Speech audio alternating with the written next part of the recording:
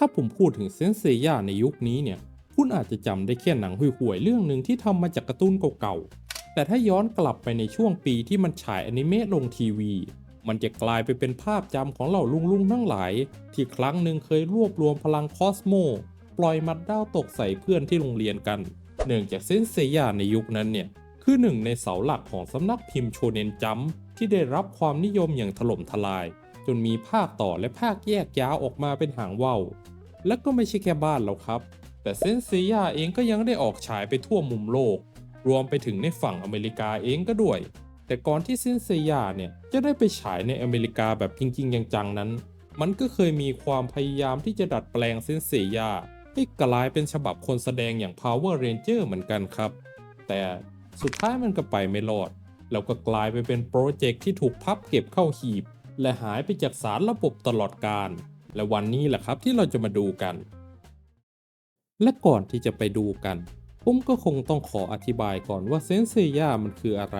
เพื่อที่จะให้พวกคุณเข้าใจกันก่อน โดยที่เซนเซย่ามันคือมังงะที่เกี่ยวกับเหล่านักรบที่เรียกว่าเซนที่อยู่ภายใต้การนำของเทพีอาเธนาเทพีแห่งสงครามและสติปัญญาในตำนานกรีกที่มาสถิตอยู่ในร่างของเด็กสาวที่ชื่อคิโดะซาโอริที่ต้องต่อกรกับเหล่าลูกสมุนที่ส่งมาของเทพฮาเดสเทพแห่งยมโลกที่ต้องการจะขึ้นมาจากขุมนรก เพื่อทำการปกครองโลกนี้ รวมไปถึงเหล่าเทพองค์อื่นๆที่ต้องการจะแย่งชิงอำนาจมาเหมือนกัน โดยที่เหล่าเซนจะใช้พลังที่เรียกว่าคอสโมและมีชุดเกราะตามกลุ่มดาวที่เรียกว่าชุดคลอสที่ใช้ในการต่อสู้ที่มีตั้งแต่ระดับบรอนซ์ซิลเวอร์โกลด์ไปยันสูงสุดอย่างก็อตโดยที่จะมีตัวเอกเป็นบรอนเซน5 คนที่วันๆต้องไปหาทางช่วยแต่เทพีอาเธนาที่ถูกลักพาตัวไปอย่างเพกาซัสเซยาดราก้อนชิลิวแอนโดเมดาชุนซิกนัทเคียวงะและฟินิกอิคิที่เหล่าแมลงสาบเซนทั้ง 5 คนนี้ต้องต่อสู้กับศัตรูต่างๆ มากมาย ตั้งแต่พวกโกเซน12 ราศีไปยันเทพเจ้าตามตำนานต่างๆ แล้วหนึ่งในเอกลักษณ์ที่ทำให้เรื่องนี้โดดเด่น คือชุดคลอสที่เรียงตามกลุ่มดาวและจักรราศีที่จะมีรูปร่างเป็นสิ่งมีชีวิตตามกลุ่มดาวที่ตัวเองสถิตอยู่ และพอเวลาจะใช้งาน มันจะแตกตัวออกมาเป็นชุดเกราะให้ตัวละครสวมใส่ได้ รวมไปถึงสามารถอัพขั้นไปยันระดับสูงสุดได้อีกด้วย พร้อมการใช้ท่าไม้ตายสุดเอกลักษณ์ของแต่ละคนที่กลายเป็นภาพจำว่าเซนเซย่าต้องเป็นแบบนี้ทำให้เซนเซย่าสามารถแตกลายขยายมังงะและอนิเมะภาคต่อออกมาเรื่อยๆให้เหล่าคนทั่วโลกได้ดูกัน แต่ปัญหาก็คือพอมาถึงประเทศต้นเรื่องอย่างสหรัฐอเมริกาในช่วงปี 1994 ปุ๊บ มันก็กลับมีปัญหาในเรื่องความยุ่งยากทางด้านลิขสิทธิ์ การจำกัดเรทความรุนแรงและความเข้าใจที่ต่างกันของเด็กฝรั่งในยุคนั้นทำให้มันยังไม่ได้ออกฉายทันทีทางบันไดสาขาอเมริกาก็เลยลองเสนอไปยังต้นสังกัดดูว่าทำยัวคาร์ตูนเป็นชามาพอนสเลมเพื่อที่ไอจะได้เอามาใช้ในบ้านของไอได้เหมือนพวก Power Ranger ในฉบับอเมริกายังไงล่ะมันจะได้เพิ่มยอดขายของเล่นไอได้ไงพวกยูสนใจหรือเปล่า ใช่แล้วครับแนวคิดจริงๆที่บันไดสาขาอเมริกาอยากจะทำเซนเซียฉบับคนแสดงคือต้องการเดินรอยตามความสำเร็จของซีรีส์ Mighty Morphin Power Ranger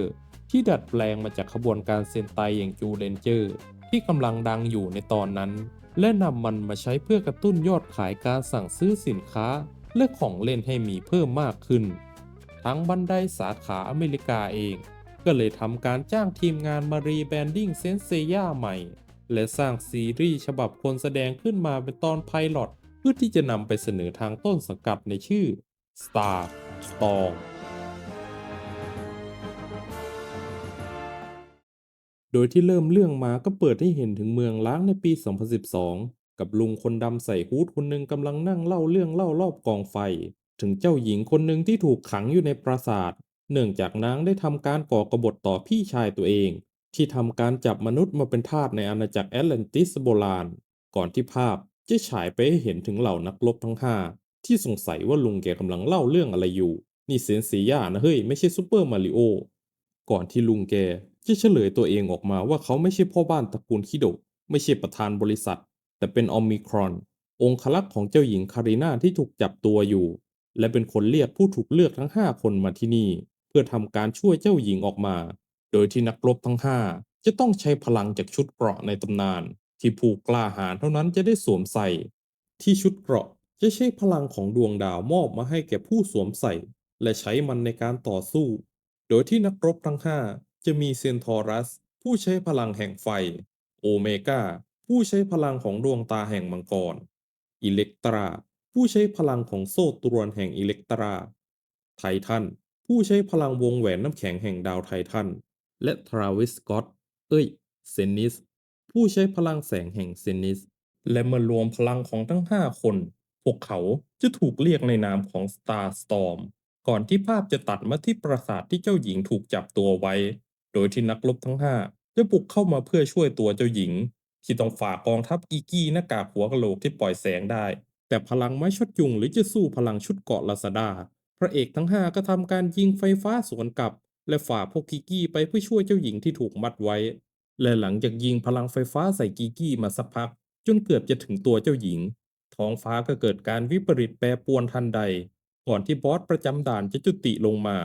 เขาคือแคสเซอร์เดสมาร์ถือไม้กระทาที่ไปขโมยมาจากปราสาทไลบาเพราะเรื่องนี้ไม่มีกฎห้ามใช้อาวุธที่แม้ว่าพี่คิริวอเมริกาจะแอบลอบยิงลำแสงซูเปอร์แมนใส่แต่พี่ปูนาแกก็กันได้ด้วยมือเดียวก่อนที่พี่แกจะเฉลยว่าตัวเองคือลูกน้องของเบลลาทิกผู้ทำลายล้างโลกที่เป็นคนจับตัวเจ้าหญิงมาพร้อมขี้โม้ว่ามีแค่เจ้านายตัวเองเท่านั้นแหละที่ทำให้มันกลัวได้ไอ้พวกกบฏที่กล้าต่อกรกับมันจะไม่มีทางหนีรอดไปได้เด็ดขาดก่อนที่จะยิงโอเมก้าบีมกลับมาใส่ชิลิวอเมริกาจนล้มลงโทษฐานไม่ฟังให้จบทำให้นักรบทั้ง3คนที่เหลือต้องรวมพลังกันยิงไฟช็อตยุงไปใส่พี่ปูนาโดยที่มีชุนหญิงแอบลอบเข้าไปช่วยเจ้าหญิงโดยที่ไม่ให้พี่ปูนาเห็นแต่พี่แกก็รู้ทันเลยทำการหันลำแสงยิงไปหาชุนหญิงแต่ก็ไม่โดนเพราะว่ามันดันไปโดนโซ่ที่พันธนาการเจ้าหญิงไว้จนหลุดออกมาแทนก่อนที่พี่แกจะโดนเคียวงะอเมริกาแช่แข็งเป็นก้อนน้ำแข็งใสติดไว้กับผนังปูนซีเมนต์ทำให้ทั้ง5ได้โอกาสเลยทำการปลดโซ่ตรวนช่วยเจ้าหญิงออกมาแล้วกำลังเตรียมพากันจะหนีแต่พี่ปูนาก็สลัดน้ำแข็งใสหลุดออกมาได้แล้วทำการยิงพลังออกมาใส่พวกพระเอกที่อยู่ตรงหน้าแต่แสงมันก็ชิ่งไม่โดนใครสักคนเพราะสายตาสั้นก่อนที่พี่แกจะสติหลุดและหักไม้กระทาออกมาทำไมก็ไม่รู้เหมือนกันพร้อมเตรียมจะทำเป็นกระบองบูทลีแต่ก็ไม่ทันแล้วทั้งหมดได้หนีออกไปหน้าประตูจนหมดแล้วและก่อนกลับเซย่าอเมริกาก็หันกลับมาและชี้หน้าด่าว่ารอบหน้าเจอกันอีกกูกระทืบมึงแน่ก่อนที่ภาพจะดับลงและโปรดติดตามตอนต่อไป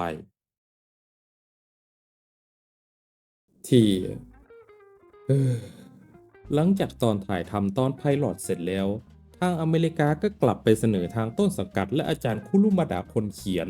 อาจารย์แกและทางต้นสังกัดก็ได้ทำการปัดตกโปรเจกต์เซนเซียนี้อย่างรวดเร็ว เนื่องจากความเอียงว่าที่เกิดขึ้นไม่ใช่แค่บางฉาก แต่เป็นแทบจะทั้งเรื่องที่แทบไม่ได้มีอะไรเกี่ยวข้องกับเซนเซียเลย ที่แม้แต่ชื่อพี่แกก็ยังเล่นเปลี่ยนยกแผงที่ผมก็ไม่แน่ใจเหมือนกันว่าเปลี่ยนทำไม แต่น่าจะเป็นการออกเสียงของทางอเมริกาที่น่าจะออกเสียงกันง่ายมากกว่า รวมไปถึงทั้งเนื้อเรื่องบรรยากาศและชุดที่ถึงแม้จะดูมีความเป็นต้นฉบับมังงะแต่พอไม่ใส่เสื้อทับแบบในอนิเมะแล้วมันทำให้ดูเหมือนกับหนังผู้ใหญ่ในล็อกเกอร์รูมที่เล่นมวยปล้ำกันมากกว่าจะเป็นนักรบจากราศีแทน รวมไปถึงทั้งด้านคนเขียนอย่างอาจารย์คุรุมาดะก็คิดว่ามันฉีกไปจากเซนเซย่าต้นฉบับมากเกินไปพร้อมทั้งความสเปะสปะและความประหลาดของทั้งเนื้อเรื่องและตัวละครทำให้เซนเซย่าฉบับ Star Storm จึงได้ถูกฝังลงหลุมไปอย่างน่าเสียดายโดยที่มีแค่ทางบันไดและทางอาจารย์คุรุมาดะเท่านั้นที่ได้ดูเรื่องนี้ที่ถ้าคุณเป็นแฟนเซนเซย่า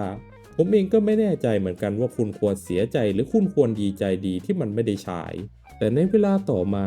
มันก็ถูกอัปโหลดลงบนโลกอินเทอร์เน็ตจนทำให้มีเหล่าผู้คนมากมายต่างรู้ว่า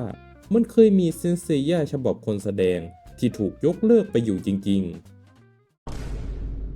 ๆแล้วคุณล่ะครับระหว่าง Star Storm ในปี 1994 กับ Night of Zodiac ในปี 2023 คุณชอบเซนเซียฉบับคนแสดงเรื่องไหนมากกว่ากัน